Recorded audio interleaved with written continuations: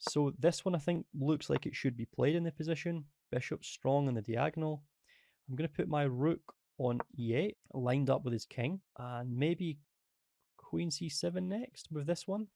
Queen b6 as well is an option. Okay, let's take this one off now. Some doubled pawns, but nothing to worry about as of yet.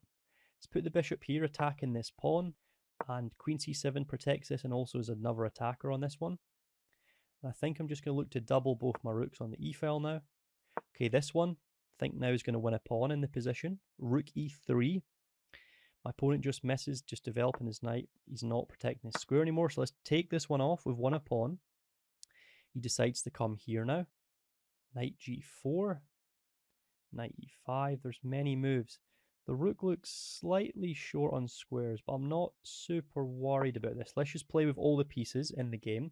Even if I've got to give up the exchange, it doesn't look so bad because this pawn as well is going to be weak. Yeah, so he decides to attack this one, okay? Coming here makes some sense because now I'm going to be able to take this one back, and we are threatening this pawn, so I think he's got to play this. But then his light squares are going to become very, very weak in the position. And maybe is it this right away? Is it knight g5? Knight e5. He wants to gang up on this pawn, so I think I want to, if I'm allowed. Let's go knight g4 first. Let's go knight g4 first. I want to see where he plays. Okay, he's playing here.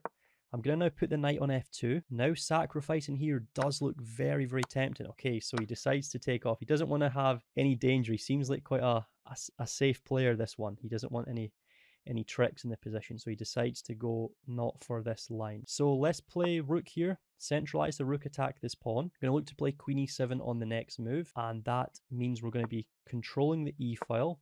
Don't like the rook being placed here. I think this is quite passive from my opponent. g5 looks like an option. This must be the move here. Forking these two. And how does he defend this one? Has he I think he's just lost his knight after this move. Yeah, knight to d2. I think this just loses the knight, unfortunately, because he can't defend it this way. There's no tricks. Rook there I can just capture. So yeah, my opponent's just lost his knight. And yeah, so when he started to play a little bit passive with like rook c8 defending this pawn, should have maybe tried to bring his rook into the game, and he's abandoned the game. If you found this content useful, make sure to follow.